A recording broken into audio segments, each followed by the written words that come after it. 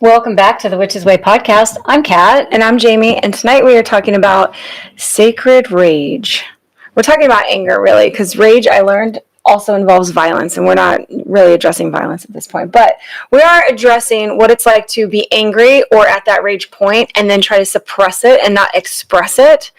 That shit will eat you alive. It will cause disease in your body. It will ruin relationships. It will ruin you. It will take your magic away. And so we've got a whole podcast set up tonight to talk about how instead of internalizing our anger and shoving it down and, acting like everything is okay, we're going to put that into some magic. So we've got some rituals for you, some helpful ways to think about anger and sort of like deciding on, number one, naming it. Like, so many things. We're going to get into the whole. This could have really helped me, in my life. I can think about so many times when I let it out.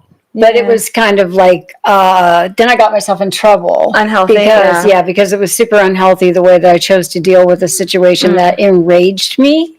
Yeah. Yeah. So, you guys, to research this podcast, because I like to know what I'm talking about, and I'm not going to say that I know everything. I have the ideas around stuff, but like I research it, right? I had to go up and look the difference between anger and rage. So number one, rage has violence, and you sort of have these moments where you are not in control of yourself. So that's true rage. So we're using sacred rage lightly because I'm hoping nobody's actually raging. And the only time I can think about being like physically angry is driving. Like, definitely, that's the road rage part. I've always joked about that. Yeah. But I've never been violent with anybody on the road. Just feels like I could run into them with my car. Not a person. I can think of times in relationships where I have not said what I wanted to say and have swallowed that down and just felt that shit inside of me like a storm. Like I wanted to like explode. I mean, it felt like that, like when I was Chuck, when I was with Chuck, there were, you can understand that because you lived through it. Yeah, I'm sure you felt that's like. I'm sure you felt rage at times with him too. And as a child, you could not express it. So, yeah, okay, yeah. So with rage and anger, the amount of, when you look this up, so if this topic really gets you going and you're like, I should explore more of this for myself, look up the difference between rage and anger, and then it will start to show you, just like a quick Google search will start to show you the underlying causes of anger and rage. And that is where you start to really, like, that reflection to heal yourself when you see shit in black and white and you're like, oh God, that makes sense. That is where you can start to heal it, because once you recognize it, that's why naming it is always good. Are you having anger? Is it disappointment? Is it, because anger is also like, you can have sadness anger, you can have anxiety anger, like, talk about getting overstimulated. If there's like little noises that are repetitive and I'm trying to concentrate on anything, that shit will make me like, I'll get angry. Like, I gotta find out what we're saying. So that's annoyed rage. Annoyed rage, yeah. Like I'll go smash the thing that's making noise or something. Like, I don't know. Yeah, that's just my ism of like, can you fucking stop already? Right? Yeah. I have that. I totally relate to that. My worst one, and I don't know why, is when you take home food and they put them in those little like styrofoam containers. Oh, and they're in the vaccine. It's. I will throw it out the window.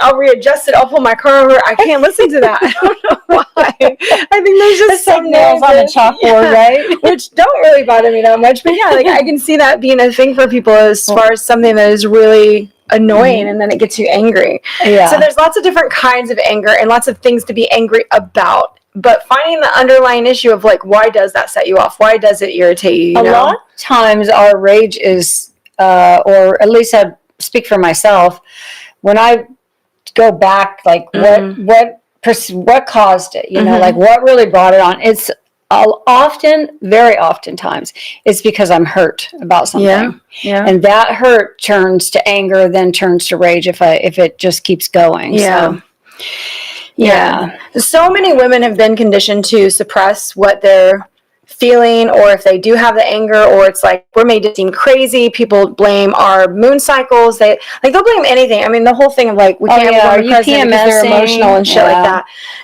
Because people think we don't handle our anger well, we've never been allowed to express it in a way that is handled well. Like, what do you mean? There's not a lot of evidence of it. So we've been taught to sort of suppress the anger and just smile through shit and make peace instead of war, like, but really it's not about making peace instead of war. It's about making changes, so the biggest thing to recognize when you're feeling anger is that most likely a boundary of yours has been crossed in some way, and that could be hurt, pain, that could be, like disruption and constant concentration with my weird one of like the noises where it's like that just grates on it's your unnerving. Yeah, it's like a certain weird kind of torture or something. But this is where you can understand that a boundary of some kind is being crossed for you if you get angry, right? Why do I get angry when I'm driving? Because people are making me feel unsafe on the road by their actions. That's why I get angry at them. I'm pissed because they're putting me at risk and everybody else. I'm like, and it makes me angry. Because I don't want to be in a car accident. Like, I do not want to be in a car accident. I don't want anybody to get hurt. The whole jolt of it is just upsetting to me. And so even if it's not happening, but I feel like it might, I'm fucking angry about it. Have you been in a car wreck before? Not a real wreck. No. Okay. No. Knock on wood. No, it's not. It is very jarring. Yeah. I've been rear-ended, and then at one time I turned into somebody. And so when cars come together and collide, and making a left turn in front of somebody, I wasn't going very fast, but it's very jarring. And it's really scary too. It's very scary. Yeah. Yeah. I've seen many happen right in front of me. I've seen somebody get T-boned at a light. Somebody ran a light and T-boned the car in front of me, crossing that intersection. So I've seen a lot, and that probably adds to the fear. So when you have anger, you can also have fear underlying that. I mean, there's a multitude of things. That's why I say if you guys like this conversation, definitely do a little bit of an internet search for you so that you can see how to help yourself deal and channel with the anger. Because what we're going to talk about with the spells and stuff is how emotions are energy in motion. And any time that we want a spell to work or a ritual to work, we need to use energy. And emotions are that energy. So we're going to be getting into that. It's when we try to shove it down, we're trying to dissolve that energy. And when we're trying to express it in a healthy way, we're redirecting it. We're recreating it into something else. We're pushing it into a different way. Like for me, it was with my anger and driving, I had to have a mantra that I repeated. So I'm shifting that to a positive note. Instead of me thinking about the bad things that are going to happen that would lead to anger, I would create the mantra that then led to me feeling safe, secure, happy, getting home. Like, that's more of what I thought about. And remember, what we think about, we attract. So for me, that was the other part of it. Whatever energy that I was spinning around in my head, I was going to draw that to me. Yeah. So we're going to learn to work with our anger instead of suppressing it. We're going to learn to see the signals, see it as a signal, the anger. Yeah. We're also going to, we're going to have spell ingredients. It's a spell ingredient. It truly is. It's an energy form. Yeah, it's pretty powerful. When you think about, this is what comes to my mind when you think about this as a spell ingredient. You know how you can make moon water and storm water when it's storming and it's lightning and you make water? Because I've done that, like gone out in the rain, thunder and lightning, and that water is more powerful because about that extra energy. That's how I think of that's how you can think of that storm brewing inside of you when you're angry, as or upset about something or have been offended or treated badly and now you're raging about it. That's energy. That's really strong energy that you can use towards a spell. I like that you're putting it with the storm thing, because I also think of like a fire, and earlier you talked about exploding. Yeah. You can find an element that you feel comfortable with and also imagine that your anger looks like that when you're doing your spell. Imagery is really good. It helps you feel what's going on. But I mean, exploding, the fires, a storm, a hurricane, a tornado, for air. I was just trying to think for earth, an earthquake, a volcano. I mean, so like, there's lots of ways to think about what your anger output looks like, and that can be channeled into a spell.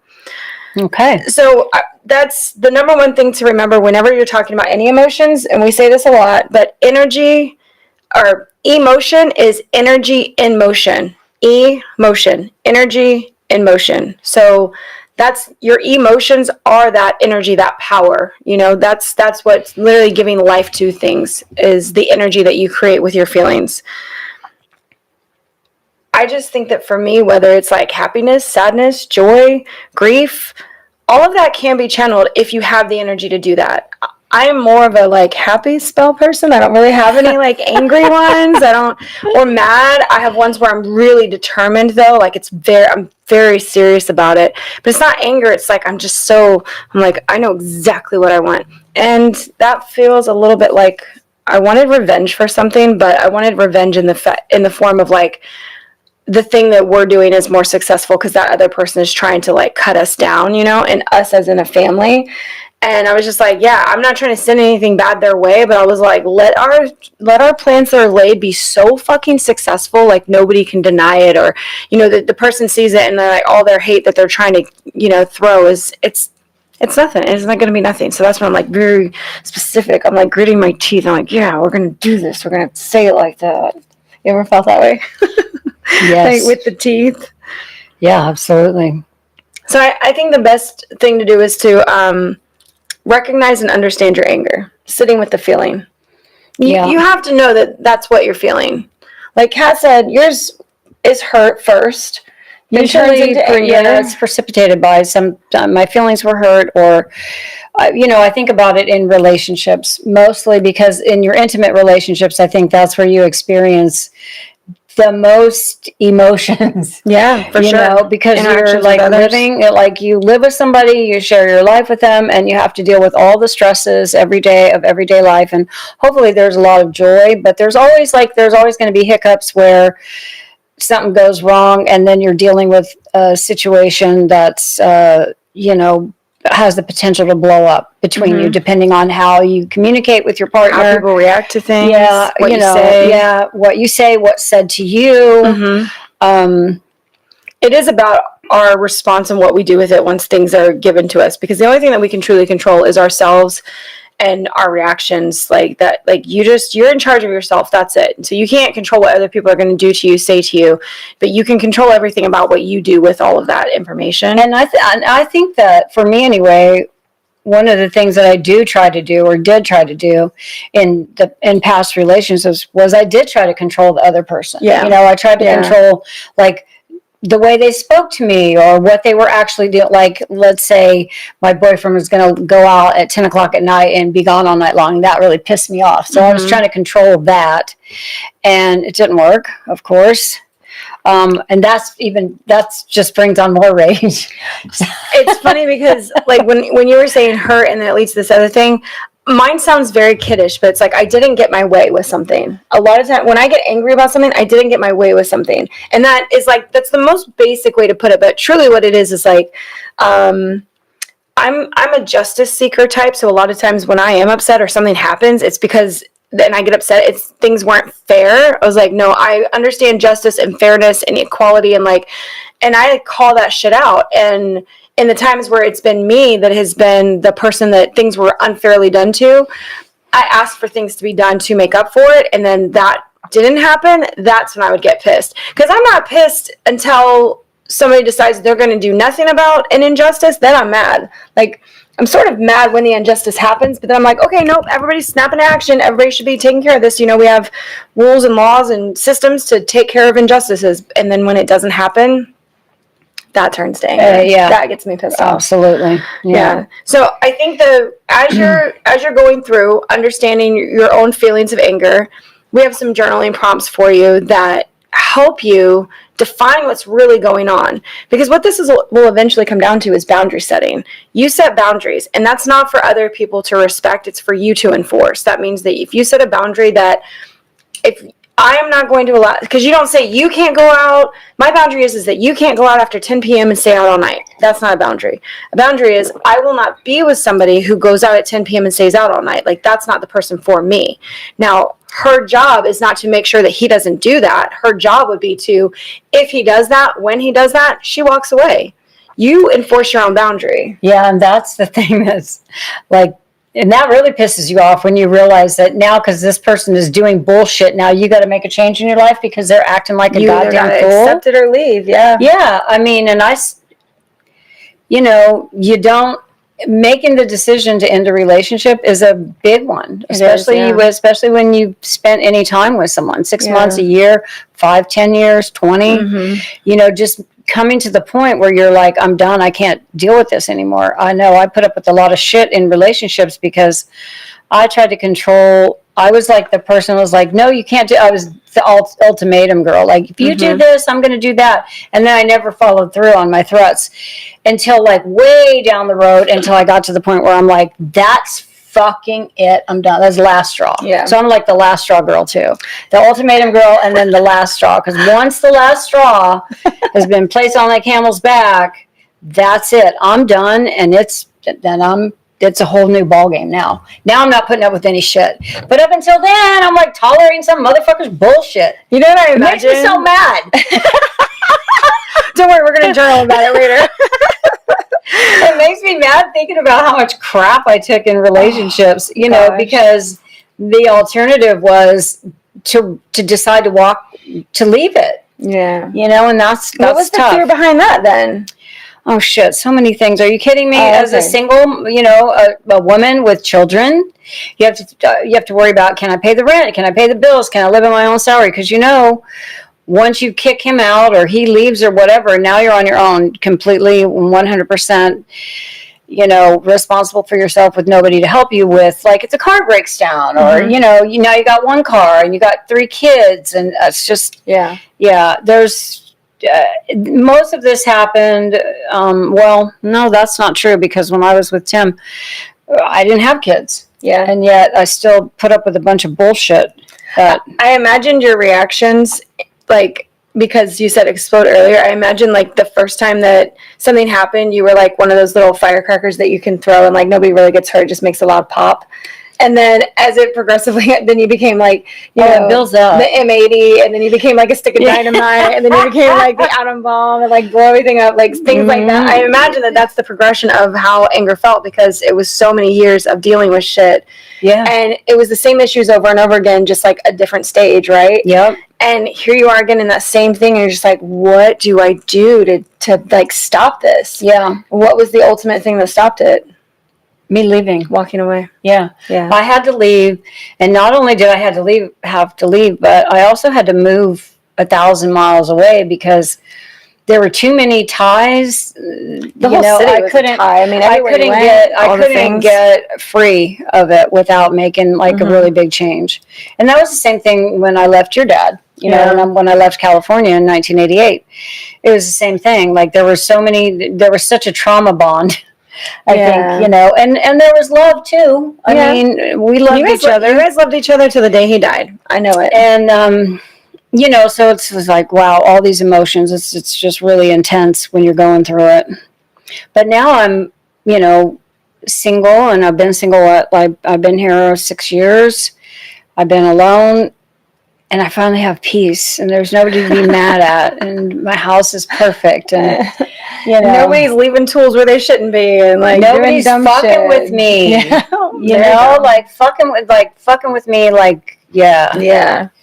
And that's what it feels like. Even though it probably wasn't, they probably weren't really fucking with me. It's just it wasn't personal. Right? It wasn't. No, it's just that I have found that men will do whatever the fuck they want to do, and they will just deal with the consequences of it. And they're like, they really don't care. If what I want to do is be gone for the weekend and not tell you where I'm at, that's what I'm going to do. And then I'll just deal with you on Monday when I come back. And that's just absolutely enraging. What's interesting about the way you frame that, because I've said the same thing, but I say men will do what you allow them to get away with. Like, you're the ultimate, because they can't have you if they act a certain way. You got to remove yourself. Like, if they come home and the cake is always sitting on the counter, it's like, well, the cake's still there. It never went anywhere. Yeah, well, that's when all the, like, threatening and stuff like that, and the big fights come in, and, there's a lot of screaming and crying, and, why are you treating me this way? And, I mean, boy, I tell you. You could write books on it. I know. I could write books on it. And yeah. Well, we have some journaling prompts for you to, listen to these, pick a couple out that you like, sit with it when you're having these feelings and you really want to understand your anger.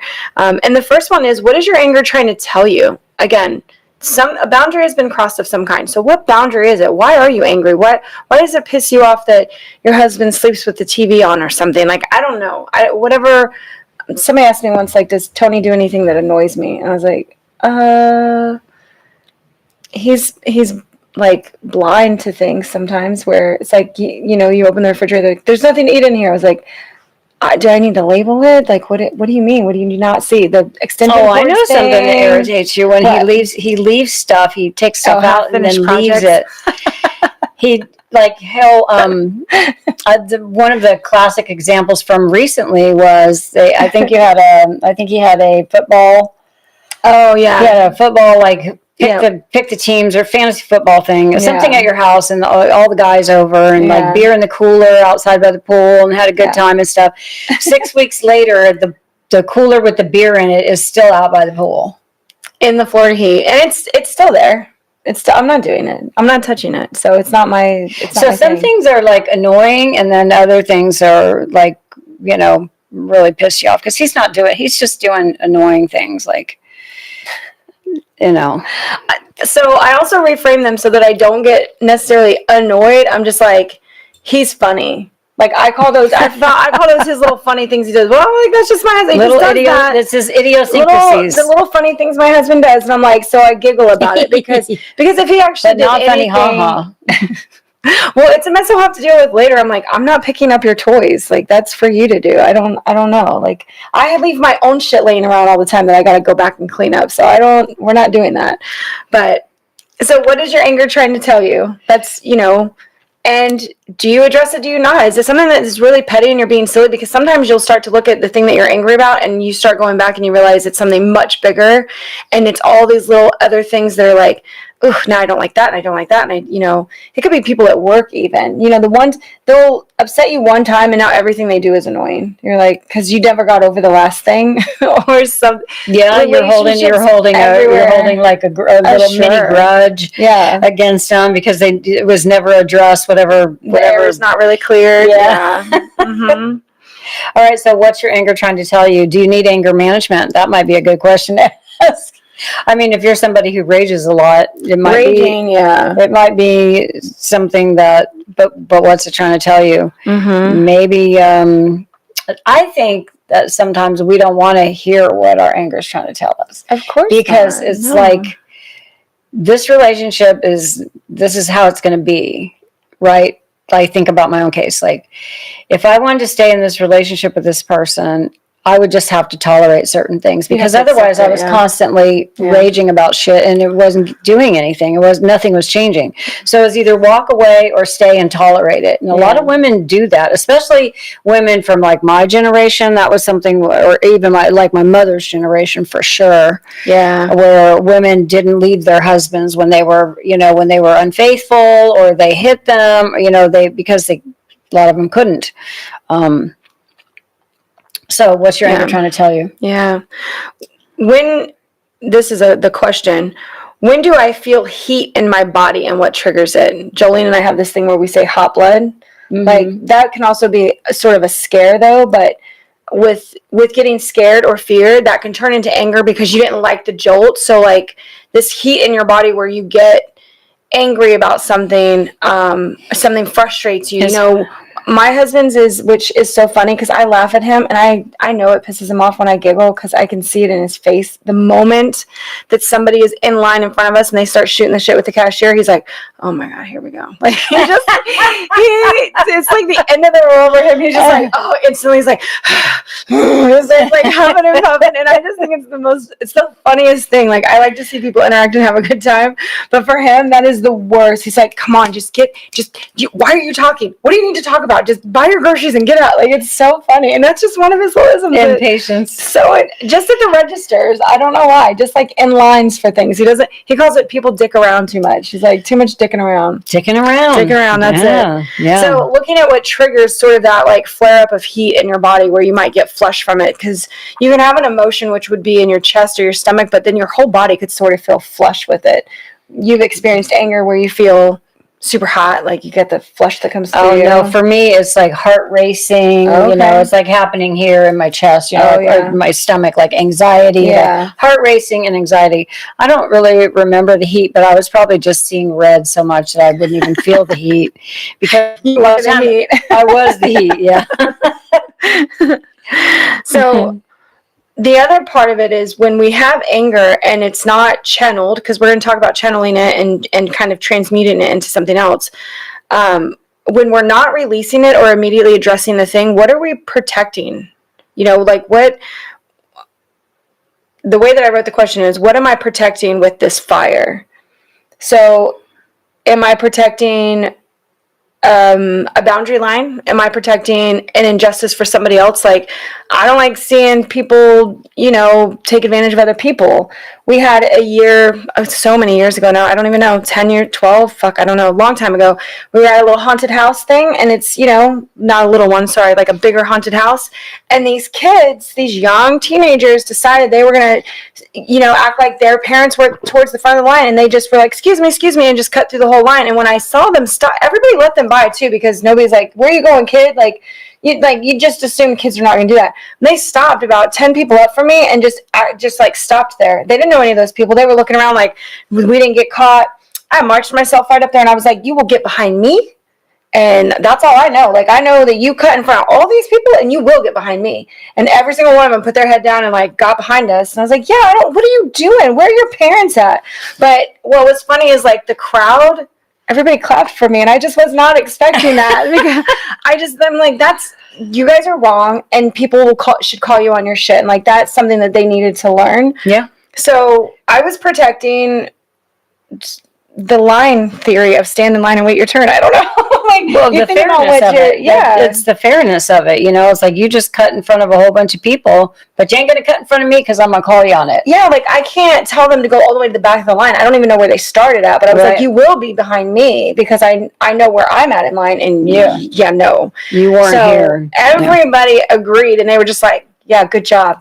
Like it was kind of weird. I wasn't looking for the social acceptance and aspect of it. And honestly, I was wondering if other adults would be like, leave them alone. They're kids. I didn't know if anybody would feel the way that I did. So there was a little fear going up there and doing that in front of everybody. Because when you're standing in line, everybody's quiet. That you can hear everything that goes on.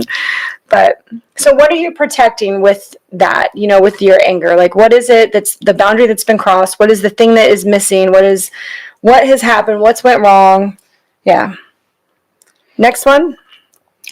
What am I afraid of will happen if I express my anger? So yeah, that is a big one. I think especially for women, because we're raised up, be a good girl, be polite, smile, be nice, don't say a bad word.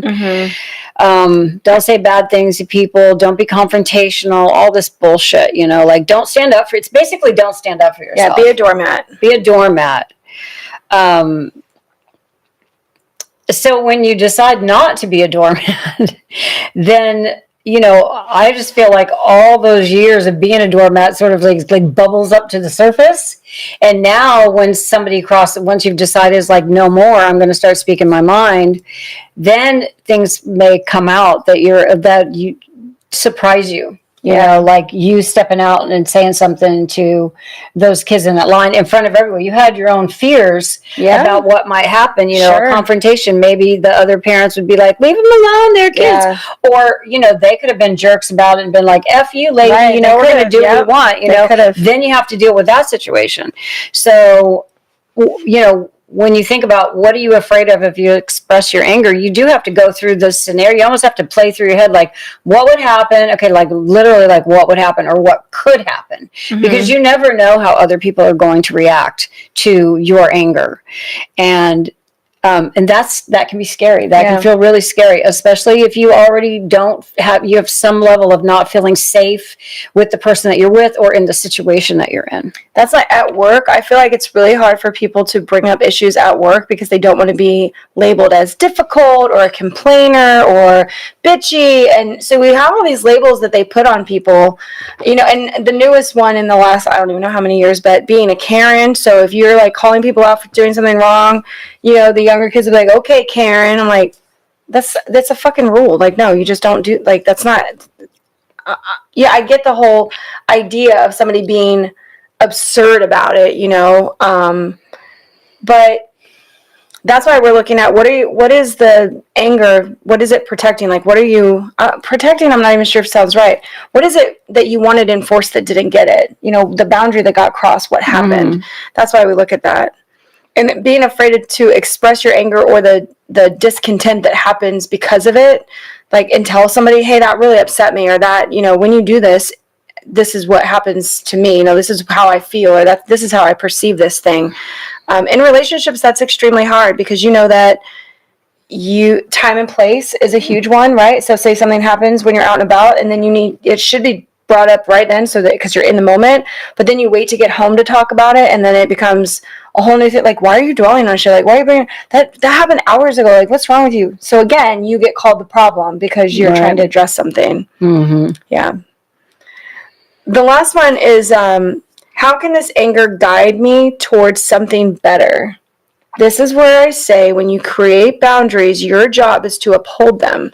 So if you want to create a boundary where this doesn't happen again, like, I've definitely thought about never driving and how I could never drive again. I have, because it really messes with me. And that's why I love going to Europe. We don't, you know, like, when you're in London, you don't have to drive anywhere. Fucking love it. Like, you just walk forever. It's great. It would be crazy driving there if you had to drive. I don't want to drive in. That'd be terrible. Yeah, no. I know, it's very. I've never been, but I've. Yeah, you've seen pictures, and I've seen pictures, and I've read, you know, enough about it to know that, yeah, driving is crazy. Yeah. So it's like, yeah, it's moving you towards something better. Remember that when your anger comes up, it is a signal that something is wrong. So what is it alerting you to, you know, and can you get somewhere better, because your anger is telling you you're not okay with this, you're not okay with this, you're not okay with this. I know nobody really talks about sexual harassment anymore. I don't even know. I haven't been in the regular workplace in a long time, but sexual harassment we used to have a lot of training for that. It used to be brought up a lot. And one of the biggest things was non-reporting, right? Because if you report, you know, or if you don't, or somebody shuts it down, like, I just read something about the president of Mexico, who's a woman, Claudia Sheinbaum or something like that. President of Mexico is a woman, and she was out, you know, in public, and some guy that she was talking to touched her. I think he tried to kiss her. Oh, Lord. And she had to address it, like, right then at that moment. She actually is having charges pressed against him for sexual harassment. Oh, yeah. And now she's talking about, in her country, in the country of Mexico, making sexual harassment illegal. So apparently it is not. And I know a lot of Mexican guys, and it explains a lot when I hear that sexual harassment is not something that they deal with in Mexico. It explains a lot to me about living in California and dealing with some of the men, some of the Hispanic men and I love them. They're very handsome, by the way, most of them. But you know, the boundary thing with them is like they're kind of like, they feel like they have a right to women. It's almost a cultural thing. Yeah. So anyway, so I thought that was really interesting that just came up, and that ties into, you know, what we're talking about, like sexual harassment. We tolerate it sometimes, even though it's against the law. Sometimes we have to tolerate it because what's our other option? We have to go make a big fuss to HR, or we have to, like, cuss some guy out, you know, walking down the street who's cattle calling or cat calling or whatever they call it. Cat calling? Cat calling? Not cattle calling. Cattle. We're a bunch of fucking horses, and yeah. I think it's cat calling when they're like, hey, baby. You know, that kind of bullshit, right? Yeah, I have anxiety about being out and about like that. And it hasn't necessarily always been sexual in nature, but I've had people, remember I told you the day I was on the phone at the gas station early in the morning, and a guy from one of the yard trucks just came over and started, like, calling me bitch, and was like saying all just crazy shit. And I was like, I don't even know why he's talking to me. And he was mad that I was on the phone at the gas pump, I think, but it didn't make any sense. Like, legitimately, he could have been on drugs. I'm not sure. But I got so scared and uncomfortable, and I was on the phone with my sister, and I was like, and she heard, you know, like, yelling. She was like, what is that? And I was like, I'll call you right back. I need to go right now. Like, I needed to unhook everything and leave, because he was walking to me at the car. And I wasn't sticking around to find out, like, nope. Mm-mm. But I can't imagine if somebody that you're talking to then tries to like be handsy with you. That's where rage would happen for me, and I would probably punch them, and not even, it would be like a reaction. I wouldn't like no thinking. I would just be like, that would be it. Yeah. You know, because that's every boundary I have being crossed. Right, Like, you're in my yeah. space, you're touching me. There's no, absolutely not. Well, and I think, you know, when you think about the question, how can this anger guide me towards something better? In my mind, what that comes down to is the path that we're on as witches. So we're here, you know, just speaking from my own personal experiences, like I want to try to be a kinder person, Yeah. a more, you know, I want to put good energy out into the world. And so when I think of that question, like, what does this anger do for me and how can it make me better? I think along the lines of, okay, so how can I practice these things that I know make me a better person and a better person in the world? So that's kind of where my mind went in thinking about that question. Yeah. Mine goes to getting rid of people who cross my boundaries and don't care. So really eliminating, you know, toxic people from my life. Yeah. Yeah. My anger was letting me know that I was not okay in so many situations, and I needed to get out, and should have left when it was, you know, it's the little firecracker, right? Where you're just like throwing them and like you're mad, but you're not ready to leave yet. So it was trying to push me to something better, and definitely finally leaving South Carolina, moving to Florida, meeting Tony. Like, you know, everything happened in divine timing, and I'm happy with the way it all happened. But I can see where now I'm much quicker to recognize that anger is, the feelings are coming up because something is wrong, and I explore that, and it's trying to tell me something. What are you not okay with, Jamie? You know, like, what has happened? Like, and I can also admit that definitely the week before my period, I'm going to be edgier than usual. Like, with my own self even, like, get frustrated trying to put in an earring and can't find the damn hole. Like, I'll get mad or annoyed really quickly with that, where you just have a shorter fuse sometimes. And we need to give ourselves grace for that. Our bodies are literally controlled by hormone monsters that we have. Like, we're not in control sometimes. That's so true. Recognizing it, working through it, and telling yourself, like, oh, I don't need to get mad. That's right.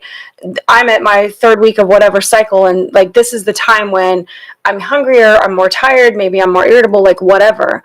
Our cycles run through so fast, you know, that it's like we have to deal with the ups and downs of that, where we don't feel in control monthly. You know, I also think that we have cycles. I know I cycle through like what's going on in the sky, depending where the planets are. Yes. And like the planets will totally like, I'm like, what's wrong with me today? And then I look and see what's going on in the sky. I was like, oh, okay, thanks. Okay. Thanks, Mars. The influence of the yeah, and so, wandering stars. You know, like that's out of our control too, because that's things that we're it's not a force that we can recognize. It's like we have to dig into it. Like, what is going on? Why does something small, like, why am I pissed off today about just stupid shit? Yeah. I get real frustrated with things with work. Sometimes I'm like, God damn it. Why the fuck? Why do I get like 50 questions of the same thing? And other days it's like 50 questions of the same thing, and she's answering them all easily. Like, and other days I'm more like understanding. Well, these people need this information; they don't remember it, and I've had to ask people to repeat information to me too. So, hello. Okay, so next we're going to talk about the alchemy: recognize, root, and release. So when we think of alchemy, we're turning one thing into something else, right? That's the ancient practice of alchemy. They wanted to, you know, the sorcerer's stone, turn something into gold, whatever. So to alchemize something is to take it from its form and turn it into something that is better, more productive, better for you. And that's why recognizing the emotion, the underlying cause of it, recognizing that you are angry, if that's just as far as you get right now, but the root of it. So why are you angry? What's this anger doing? Why is it there? What's it trying to tell you? And then knowing how to release it, because we're going to get into the rituals and spells just after this. But to recognize it, we want you to name the feeling without having shame, okay? I'm angry because blank. Boom. No shame on it. No guilt. No nothing. Don't attach anything to it. I'm angry because, bam, label it. Next is, ask yourself, this is where the thinking comes in, what's beneath that thing? I'm angry because somebody cut me off in traffic. All right, what's underneath of that? Fear, betrayal, loss, you know, are you just exhausted? Is it Injustice is a big one. Injustice is huge for me. And huge, Cameron, he is mostly angry about everything that's so unjust in the world. For me, I had to realize why I'm angry in traffic is because I'm afraid of being hurt. I don't want to be in a car accident. I didn't realize that fear was underlying my anger because I want to avoid the accident. How do we release it? How do we move it into something better? I took all of that anxious energy that I had and I created a mantra and I just said that mantra, which is helping train my brain that when I get in the car, I don't immediately feel scared, anxious, worried, looking out, being super defensive. I still have that, but it's just not as extreme as it was. So when you let it move, you can write about it. You can cry. I like to cry. I had a really hard Sunday night. Cameron was going in the hospital Monday, and Tony had gone in the hospital on Sunday unexpectedly. And I remember walking up to my house, and I was in my car singing Taylor Swift, good songs, But as I walked to my house, all of a sudden it hit me, and then I just stood there and I cried before I went in. I was like, it's a release. It's a release. It's a cry about it. Yeah. You can walk. You can go somewhere and yell. I love. There was a popular thing. Cause Selena sent me an invitation one time. She's like, "Hey, you want to scream in the woods and get coffee afterwards or something?" There was an Instagram thing. It was going out and really. I think that's the other thing that we've never talked about. But women being able to use their voices and get loud and yell. We're taught to be quiet and soft and feminine and whatever that looks like, right? Mm-hmm. Being able to scream and yell, I do that with songs in the car. That's my safe space to yell and scream whatever I want with music. Paint, so make art. Also getting into your practice, meditating, whatever it is that makes you feel good. This is how we can take the anger and turn it into something, give that energy to something else that moves it, releases it, transmutes it. Yeah. So don't repress it, redirect it. That's the biggest thing. Don't repress your anger and the feelings that you're uncomfortable with. We want to redirect them into something better.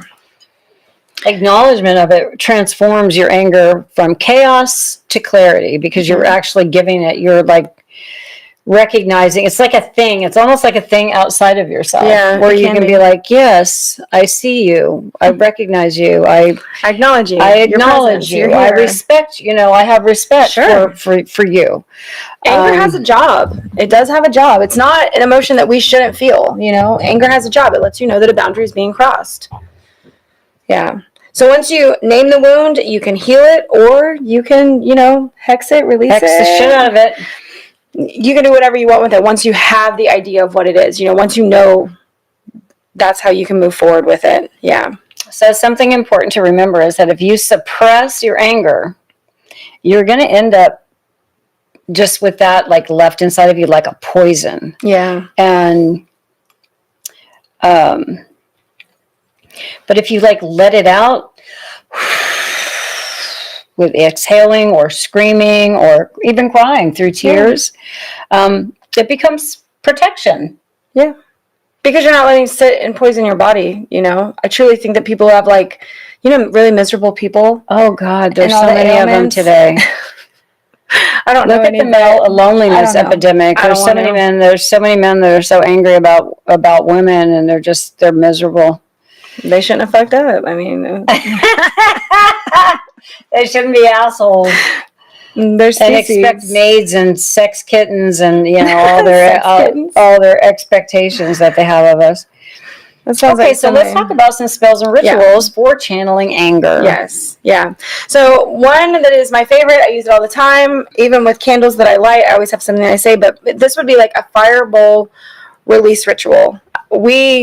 I have a chimenea. We get together. We will write shit on paper and burn it. We will have paper because sometimes we got a lot of shit to say that we don't want to write it all down. We want to burn it anyways. So we'll have pieces of paper and you crumple it up and you say the thing and then you throw it in the fire. So it's almost like instead of writing it on the paper, we just say it. Sometimes we need to get shit done faster than sitting and writing it all out. But sometimes it's too much to write out because there's too many things. There's a lot of things that come up. It can be anger around a situation. It's multifaceted. It's all over the place.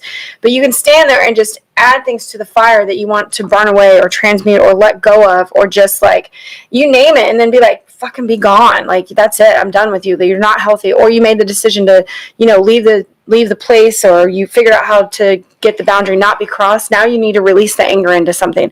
And a fire bowl release ritual or a chimenea or a fire pit, it is fall.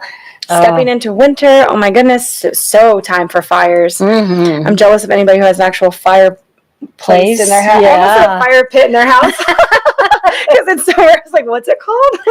Fireplace in their house? I would love that. Like, I've thought about it for mine, but mine's a wood house. It'd be a terrible decision, but yeah.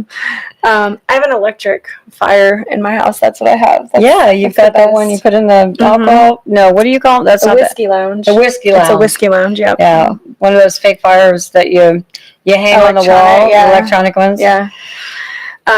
So here's how you would do it. You would write down all your frustrations, your betrayals, your hurts, your angers, your pissed off, your annoyances, like whatever you've been holding on to, like whatever it is that you feel like you need to release around a situation. And you can do this as many times as you want, by the way. And then speak them out loud. Like we do that. There's something really powerful when you say it out loud. You're letting it get out of you, like the exhale of a breath. If you've learned meditation, you're inhaling a colored, light or smoke, which usually they're like a white light in, and then breathe out like dark gray matter, whatever it is that's the anger. It's the same thing. Like when you speak out the things that are really bothering you, you're able to let them go. You can also just do it in your head and put it in the fire and have like a serene moment. You don't have to be loud with it. I do think it helps to speak it, because if it stays in my head, it'll just keep ruminating around. It rattles around in there, like marbles.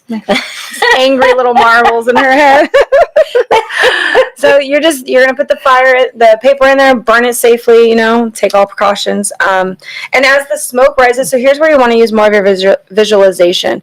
That paper is being burned by the fire, it's being transformed, and then it's gonna rise as smoke, and you can imagine that smoke is the anger, cleared energy going back and being reused, repurposed into something else. It can turn into strength for you. You can call it in for your prosperity, but you can transmute it into something else.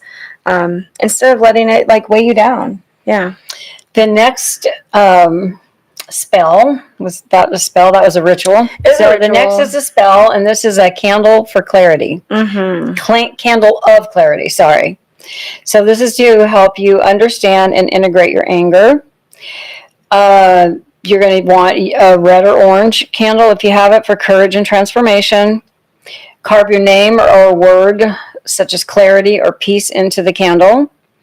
Dress it with oil or cinnamon oil or rosemary. And then as you burn it, say something like, I honor my anger with sacred fire. I listen, I learn, I transform.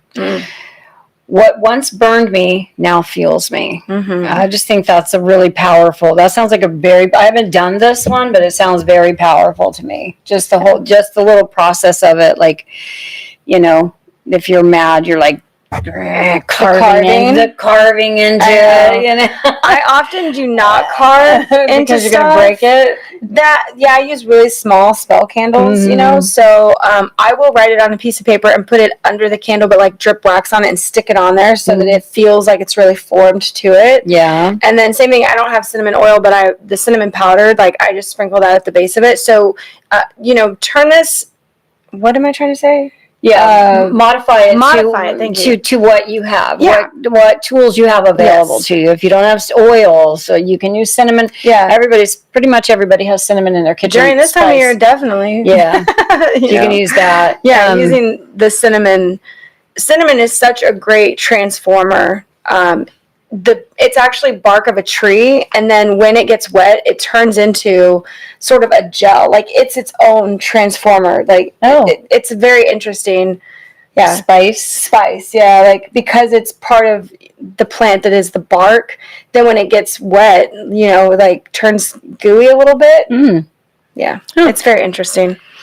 I like it. I love it. Rosemary is one that is anything mental. So if your anger is really stuck in your head, like cinnamon is more fire and action if you want to do something about it. But I would say with rosemary, that's more stuff for the marbles in your head that are spinning around. Rosemary is really good for anything to do with the head. Yeah, absolutely.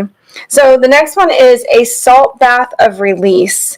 And for me, I haven't taken baths in a very long time. I bought this really nice bath. She has the most fabulous bathtub. I do.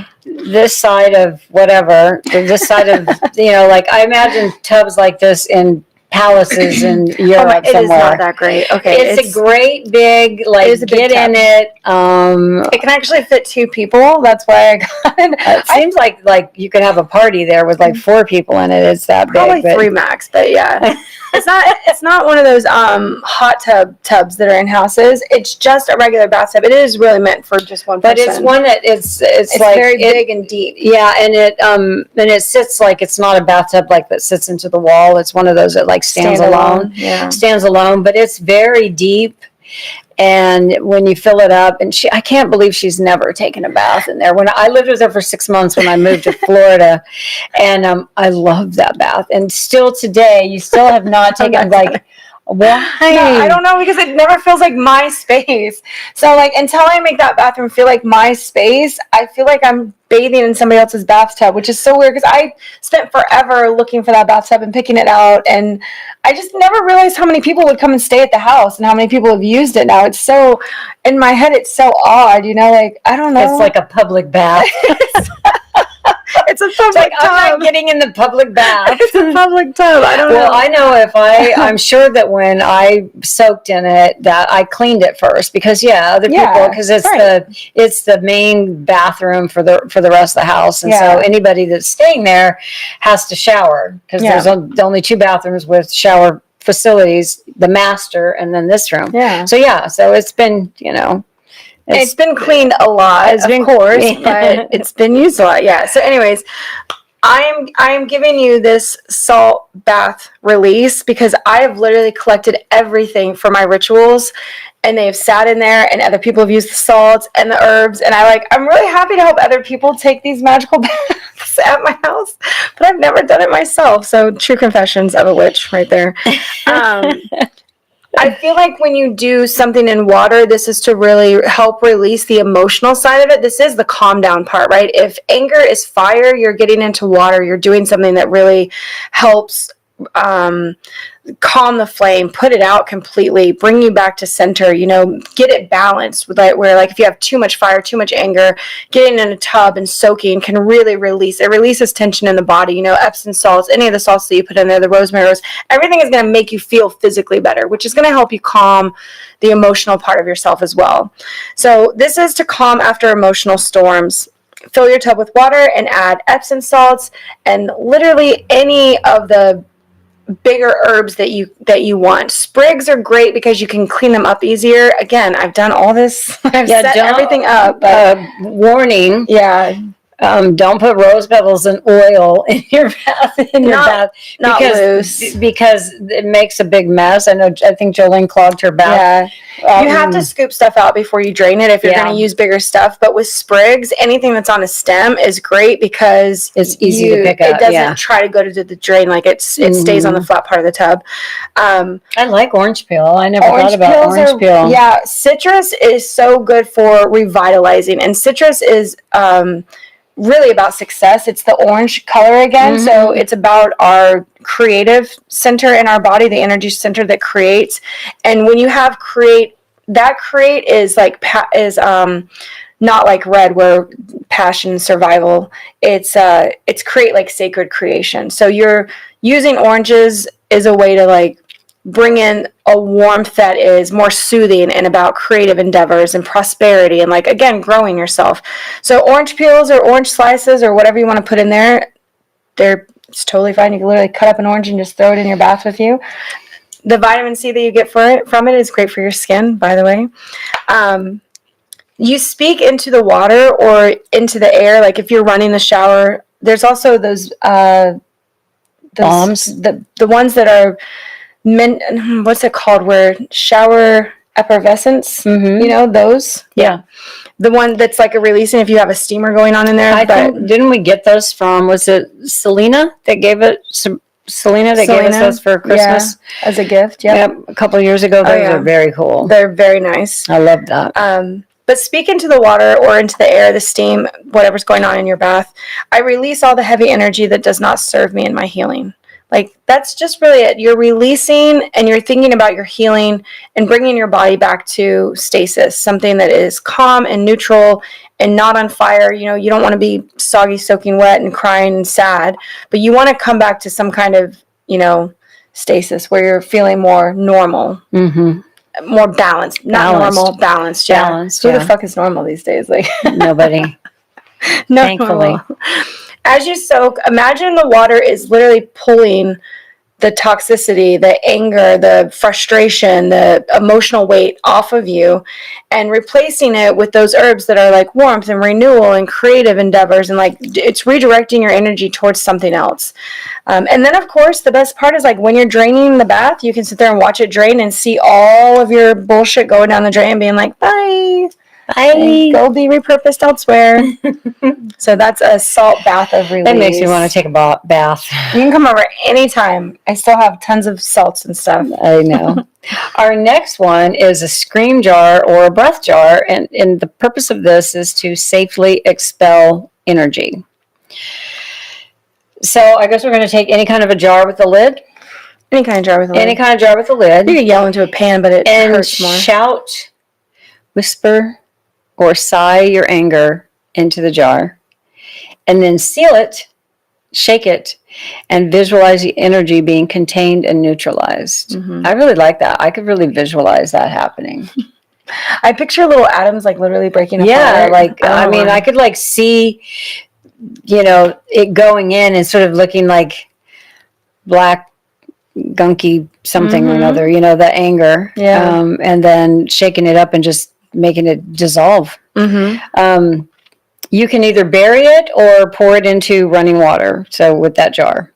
And it's literally like air. So I know you'll feel really silly doing it. So visualization is going to be big with this one to understand that, like, again, speaking the words out is getting the venom out of your body. Like get it out. And I think, so I just, I don't know why mine is not the same as yours. What? I don't know why. It didn't. We're looking at our iPads. Yeah, my iPad didn't update. So do you not have integration, turning anger into action? I don't. Okay, well then I'll go with this one. So the next is integration, turning anger into action. The real magic happens after the ritual. It does, because you do the ritual and you're in the moment and you do the things, but there's, how we feed spells? There's still a feeding to yourself that you need to tend to it, whatever you've done. And also, I think that after you've used some things, there's initial feelings once you've done a spell or a ritual to release shit from your life, from your inside of you. And then, so there's that initial, release of it. And then you go about your day and you're like this totally different, almost like a different person. You're like feeling better in the world and in your place in the world. That's how I see it anyway. So use your clarity to create change. Have the hard conversations. Set boundaries. Not ultimatums like me. All of us have done it. Start the new project or walk away from what drains you. That's something I feel like is really, really hard for us to do as women, because we feel so responsible for all of the people in our lives. And so it's very hard for us to make that, to get to the point where we're like, I have to walk away from this, because we're nurturers by the nature of being women and mothers and, little girls playing with dolls or whatever. We're just kind of like, it's almost in our DNA to be nurturing. Remember that every act of self-respect in a spell is a spell in motion. So every act of self-respect is a spell in motion. It is. Because how you carry yourself, the energy that you're putting out all the time is what you're attracting back to yourself.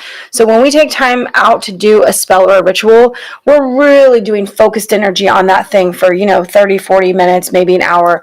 And we're really focused. But the rest of our day, this is what I talked about, you still have to tend to the things that you wanted. You don't just do that and then never think about it again. It's like, nope, now I change one little thing that I do that aligns with what I was really seeking and wanting from the spell, whether you're releasing something or calling something into your life.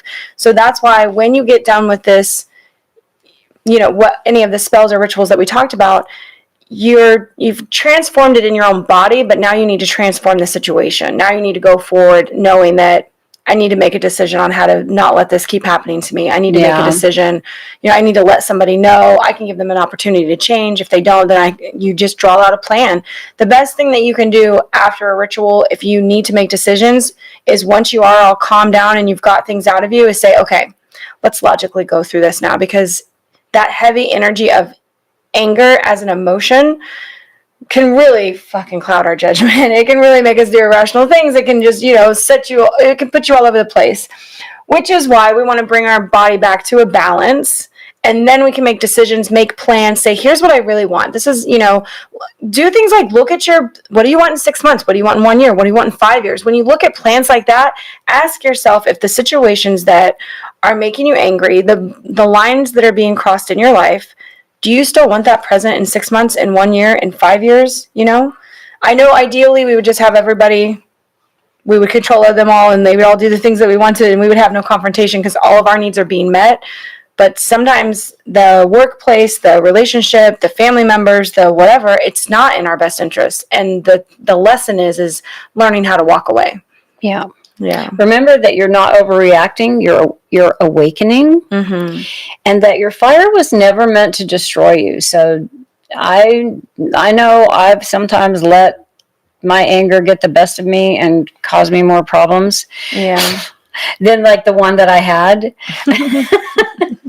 But your anger is meant to light your path. Yeah. The fire from your anger is meant to light your path. So it's like lighting a fire under your butt to get you moving. It's supposed to be a motivator of some kind. It's supposed to motivate you to make changes. If you find yourself angry in your relationship, in your job, it's like, what is the underlying thing that needs to happen there? Like, really? And when you're logical, when you're calm and in stasis, back to balance. Yep. When you're balanced, when you're not angry, upset, crying, anything, you can think logically through that. Like, okay, this just keeps happening. It's your job. A job is like a perfect thing because you got to go in there every day and you got to spend like 8 or 9 hours a day with the same people, dealing with the same stuff.